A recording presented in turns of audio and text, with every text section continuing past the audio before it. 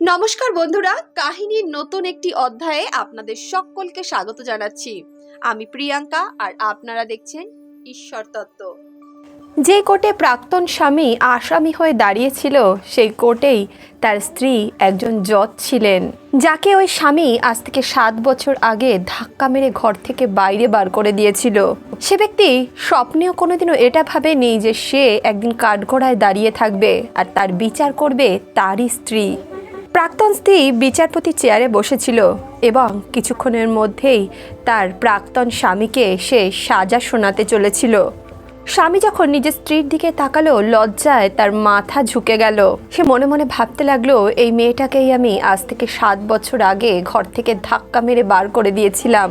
সে ব্যক্তি কোনো মতে এটা ভাবতে পারছিল না যে কিভাবে এই সমস্ত কিছু হয়ে গেল। যে মেয়েটাকে সে এতটা তুচ্ছ মনে করত, এতটা ঘেন্না করত,